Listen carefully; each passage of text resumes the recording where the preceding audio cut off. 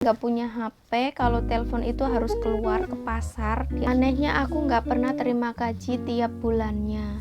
Katanya gaji aku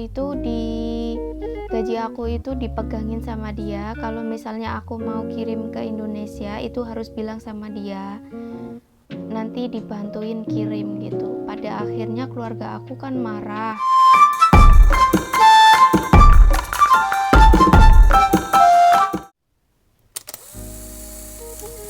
Assalamualaikum warahmatullahi wabarakatuh. Kembali lagi bersama aku. Sebelumnya aku ucapin minal aizin wal faizin, mohon maaf lahir dan batin. Minta maaf sebanyak-banyaknya dari kesalahan kata, perlakuan ataupun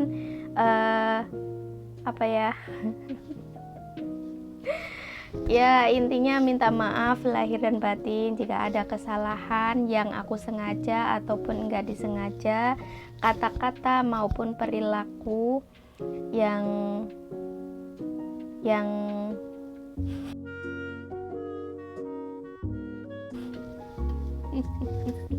minal aidin aja ya, wal faizin, mohon maaf lahir dan batin. Nah, di kesempatan video kali ini aku mau cerita-cerita aja ya, karena lebaran kemarin sempet nggak libur sih, karena temen aku yang satu rumah itu dia agak nggak enak badan, jadinya nggak bisa libur. Bantu-bantu di rumah aja ya, jadi nggak sempet ambil video di luar pas lagi libur. Nah, kali ini aku mau cerita pengalaman aku dulu waktu kerja di Malaysia. Itu pertama kali ya kerja ke luar negeri itu umur 15 tahun, itu setelah lulus sekolah SMP, sekolah menengah gitu ya, karena memang keluarga aku itu dari keluarga yang pas-pasan kurang mampu ya bisa dibilang, jadi nggak bisa nerusin ke sekolah ke atas gitu, maksudnya ke SMA dan seterusnya. Tapi alhamdulillah, karena pas waktu itu diwajibkan sekolah itu masih 9 tahun. Kalau sekarang kan udah diwajibkan mungkin 12 atau selebihnya kan. Nah, itu pas waktu aku sekolah itu masih diwajibkan sekolah 9 tahun. Jadi wajib belajar 9 tahun, seperti itulah pokoknya kata-katanya dari Nah, sehabis itu umur 15 tahun baru lulus sekolah menengah, sekolah SLTP. Nah, terus itu aku kepikiran untuk kerja, jadi buat bantu-bantu orang tua gitu kan.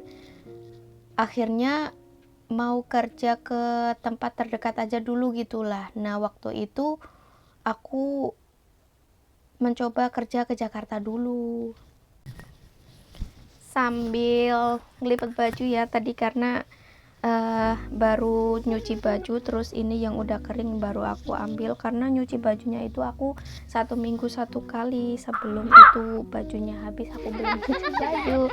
Nah, jadi singkat cerita aja, lulus sekolah aku kerja di Jakarta itu cuman 1 minggu, karena itu coba-coba aja sih. Terus aku langsung kepincut kerja ke luar negeri. Jadi pertama kepincut kerja ke luar negeri itu karena apa? Karena anaknya bude aku itu udah berangkat ke Hong Kong pada tahun 2004. Terus dia telepon, katanya sekarang lulus sekolah kamu kerja di mana, kan nggak nerusin sekolah, dia juga kan tahu. Terus aku bilang aku kerja di Jakarta di pabrik kaos kaki gitu kan. Nah, terus dia bilang kenapa nggak kepengen ke luar negeri. Terus aku kan jawab, keluar negeri memang umurnya sekarang harus berapa minimal gitu kan, sedangkan umur aku sekarang masih 15 tahun, mana ada keterima gitu. Terus dia bilang gitu, gini, ya coba aja, nanti kan bisa dirundingin sama PL ataupun sama PT-nya gitu. Terus enak loh di sini liburnya 1 minggu 1 kali, dia ceritanya pas waktu di Hongkongnya. Nah terus 1 minggu 1 kali itu libur, terus gajiannya lumayan gede gitu. Terus di situ aku pikir-pikir, akhirnya 1 minggu di Jakarta aku minta pulang. Terus singkat cerita aku dipulangin kan. Nah itu langsung aku cari orang, maksudnya perantara gitu, untuk mendaftar ke PT gitu kan. Nah terus aku nemu orang yang nyalurin kerja ke luar negeri gitu, maksudnya kayak perantara lah, bukan orang itu. Nah pada akhirnya aku mendaftarlah aku ke PT yang ada di Semarang itu, kalau nggak salah namanya, nggak usah disebutin aja ya karena privasi kan. Terus setelah mendaftar itu PL itu singkatan apa ya, kepanjangan apa ya, kurang paham lah. Jadi seperti itu, maksudnya perantara orang antara PT sama calon pekerjanya gitu. Terus setelah terkumpul syarat-syarat yang harus dikumpulin untuk mendaftar ke PT, seperti ijazah, seperti rapot, surat kelahiran dan lain-lain, KTP. Otomatis kan kalau KTP kan aku masih umur 15 tahun kan belum punya. Itu katanya bisa ditembak, bisa dibikin gitu, tapi lewat imigrasi, bukan lewat apa ya, pokoknya bisa ditembak gitu, nggak tahu caranya gimana karena waktu itu memang akunya nggak terlalu ribut ngurusin kayak gitu. Aku serahin semua lah gitu sama perantaranya tersebut, sama PT-nya gitu. Aku tinggal terima bersih, aku dapat job, terus aku bisa berangkat ke luar negeri untuk kerja gitu kan.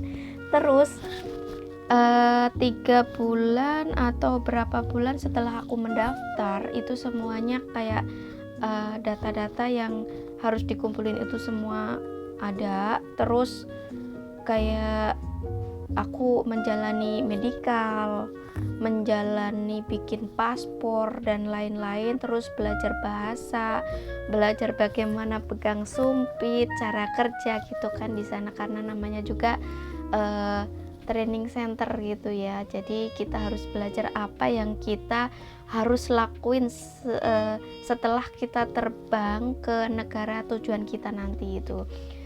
Nah di situ aku ditawarin untuk daftar ke negara Singapura waktu itu, tapi karena bahasa Inggris aku itu minim dan aku memang takut banget kan untuk gimana ya, katanya dengar-dengar itu kalau di Singapura harus bener-bener bersih banget, nggak boleh ada sedikit debu, terus harus disiplin, kerjanya harus keras dan bla bla bla, pokoknya banyak sisi pahitnya aja ya, karena memang kita kerja itu prinsipnya harus tahu pahitnya itu bagaimana dulu, baru manisnya gitu. Jangan mikirin yang manis-manis dulu baru lupa pahitnya gitu. Jadi memang kita harus berpikir dari yang pahit-pahit dulu, yang keras-keras dulu, baru nanti misalnya kok sampai sana dapat yang manis-manis, berarti itu bonus, alhamdulillah gitu pokoknya ya. Terus aku dengar kayak gitu untuk kerja ke Singapura, aku jadi takut gitu bawaannya. Jadi aku pikir-pikir lagi, karena di situ ada berapa negara tujuan ya, ada Hong Kong, Malaysia, Singapura, 3 ya waktu itu, Taiwan, 4 ada 4 negara tujuan, tinggal kita pilih kemampuan dan kemauan kita aja. Jadi pertama kali memang ditawarin kalau yang non itu harusnya kerja ke Singapura dulu gitu. Terus akunya takut kan, akhirnya aku mutusin untuk mencoba ke Malaysia. Nah, ke Malaysia itu alhamdulillah 3 bulan belajar sambil nunggu job, nunggu permit. Kalau di Malaysia kan permit ya namanya, tapi kalau di Hong Kong itu visa gitu. Nah, terus nunggu visa, nunggu permitnya jadi, dapat job, terus lain-lain itu alhamdulillah cuman 3 bulan. Akhirnya di Malaysia kan cuman bahasanya Melayu, itu hampir sama bahasa Indonesia gitu, jadi agak ringan gitu kan. Namanya juga kita baru pertama kali mau kerja ke luar negeri, jadi untuk bahasa aku mikirnya untuk yang agak gampang-gampang dulu aja lah, karena buat pengalaman aja sih. Terus ya belajarlah aku bahasa Melayu, jadi sedikit-sedikit bisa. Terus mikirnya nanti aku semangat aja untuk melanjutkan belajar bahasanya itu, nanti sampai sana komunikasi sama bos aku gitulah. Terus 3 bulan lah datang, terus bisa ready untuk terbang kan, ready untuk fly menuju Malaysia. Waktu itu tahun 2004 bulan Oktober, itu pas baru aja pemilihan presiden. Pas waktu itu yang menang itu Bapak SBY, Bapak Presiden SBY, Susilo Bambang Yudhoyono itu ya, presiden yang keberapa itu. Akhirnya berangkatlah aku ke Malaysia pada tahun itu, dan di sana itu selama 3 tahun. Kontraknya sebenarnya cuma 2 tahun, tapi yang 1 tahun bos aku bilang kan gini, kamu udah 2 tahun, udah mau habis, tinggal berapa bulan gitu, kamu mau lanjut lagi apa mau pulang gitu. Aku ditanya seperti itu, terus aku mau itu mikir-mikir dulu gitu kan, aku mau minta izin sama keluarga juga, aku gitu. Nah, akhirnya dia bilang gini, lanjutlah 1 tahun lagi, nanti kalau pulang aku kasih bonus atau aku naikin gaji lah kalau kamu mau gitu katanya. Terus aku jawab 2 hari setelahnya, karena aku butuh telepon ke rumah rundingan sama keluarga juga. Sampainya di sana aku tuh agak sedikit bingung ya, kenapa? Karena majikan bos aku itu memang benar-benar gak ngizinin aku keluar rumah. Keluar pintu gerbang aja itu cuman buang sampah loh. Nggak tahu kenapa, mungkin karena dulu banyak isu yang beredar itu ilegal, mungkin aku di sana ilegal kali ya, karena memang benar-benar gak boleh keluar rumah, gak boleh keluar dari gerbang, bahkan itu sejangka pun, boleh pun keluar itu harus cuman buang sampah aja, dan itu harus malam, selesai kerja itu rumah malam baru boleh keluar buang sampah. Itu sampahnya itu di depan pintu rumah persis gitu, nanti setiap paginya ada mobil sampah gitu yang ngambilin sampah-sampah gitu, jadi lumayan bersih sih. Waktu itu aku tinggal di Malaysianya itu di Pulau Pinang, tapi tepatnya di kampung Bukit Mertajam, Taman Impian Ria kalau nggak salah ya, Taman Impian Ria, Bukit Mertajam, terus Pulau Pinang ya, itu saya ingat aku sih, karena udah beberapa tahun yang lalu. Kalau dari 2004 sekarang 2023, jadi 20 tahunan ya, 20 tahun yang lalu. Wow. Jadi tahu nggak, kan umur aku masih 15, di paspor itu tahu nggak berapa umur aku? 25. Aku dituain umur asli ke umur palsunya itu selisih 10 tahun. Oh no, bisa dibayangin nggak sih 10 tahun lebih tua dari umur asli, karena memang waktu itu minimalnya mungkin 20 ke atas juga ya. Kalau sekarang kalau nggak salah cuman 20 atau 22 tahun bisa kerja, maksudnya bisa mendaftar ke luar negeri. Nah, waktu itu memang benar-benar aku nggak ngurusin umur segitu, maksudnya umur harus berangkat ke itu harus minimal berapa gitu, aku nggak tahu. Jadi setahu aku harus belajar bahasa, aku harus bisa kerja, aku harus bisa bagaimana kerja dengan baik. Itulah pokok pikirannya yang ada di otak sini. Pokoknya waktu itulah nggak mikirin seperti itu, kayak umur, kayak nama. Mungkin kalau nama aku juga diganti, aku juga nggak tahu mungkin, karena umur sendiri pun aku benar-benar nggak tahu waktu itu. Jadi sekarang aja baru tahu. Dan ternyata rumahnya itu gede banget. Kalau di sana itu disebut banglo, rumah banglo kali ya, rumah banglo tingkat 2. Jadi depannya itu luas, terus ada pintu gerbang.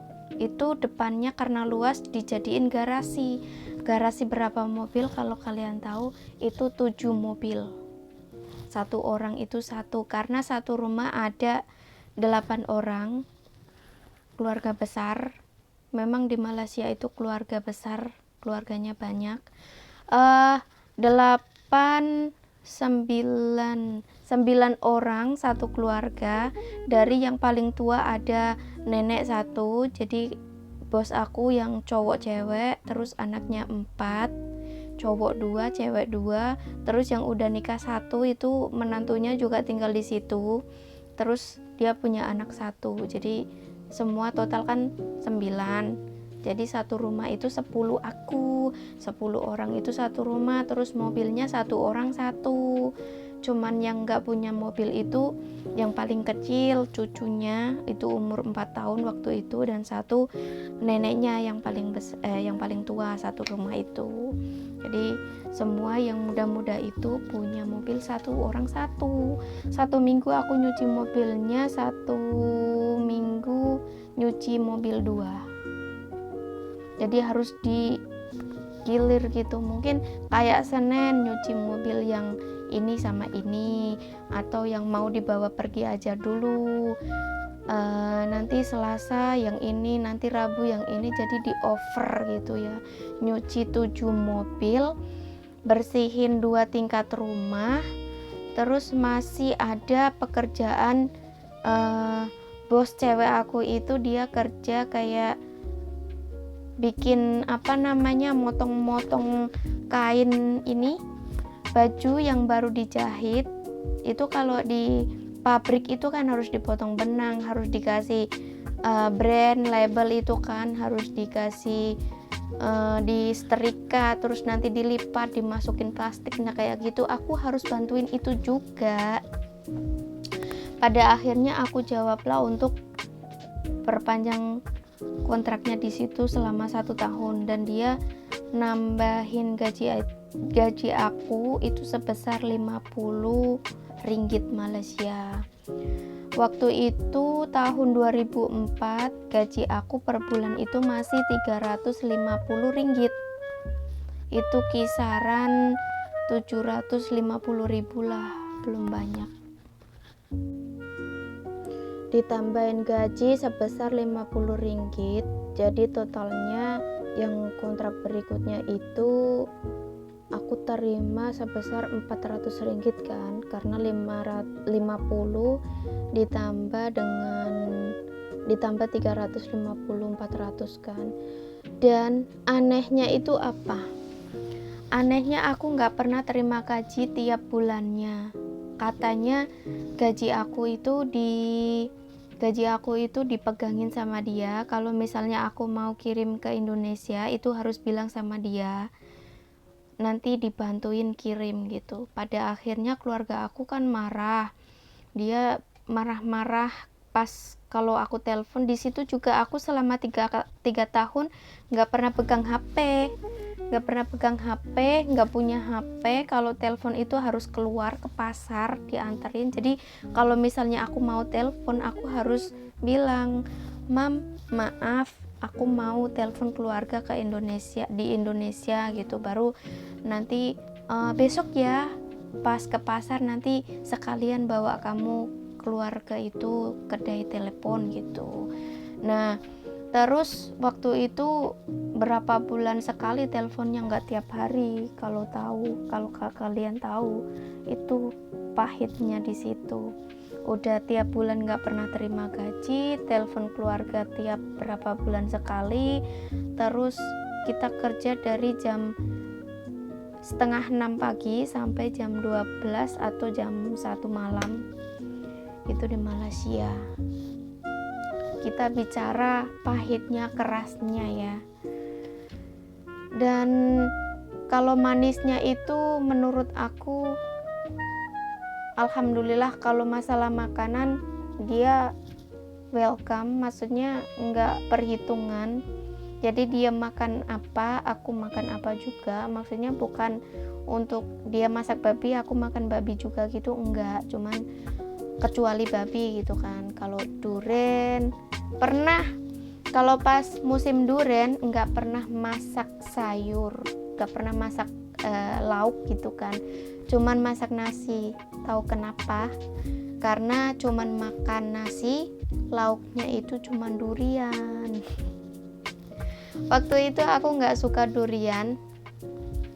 Dan kenapa sekarang aku suka durian? Ya karena itu karena nggak ada makanan lain selain lauk pakai durian itu. Nah dari situlah aku mulai suka sama durian. Terus sampai belinya durian itu nggak cuma 1-2 biji kan, beli duriannya itu nggak nanggung-nanggung, beli langsung 1 karung dari kebunnya.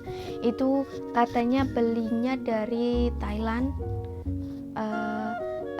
Durian apa namanya kalau di Thailand yang paling enak itu Musang King atau apa yang itulah, pokoknya yang durian mahal itulah.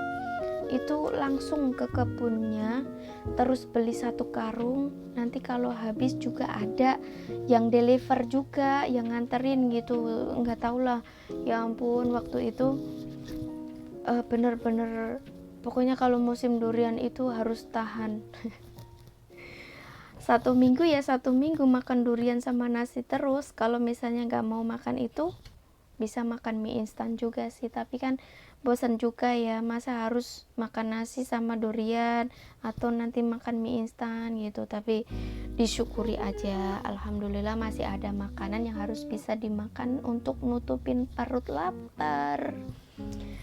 Nah jadi seperti itulah sedikit cerita pengalaman dari Malaysia. Jadi karena ini waktunya udah jam berapa ya, lihat itu udah jam 12:35 mungkin ya.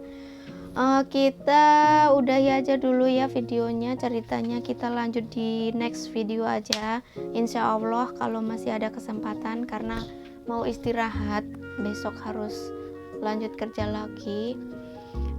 Terima kasih buat yang udah nonton. Aku doain semoga lancar rezeki, sehat selalu, panjang umur, dan jangan lupa bahagia. Assalamualaikum warahmatullahi wabarakatuh. Salam buat keluarga.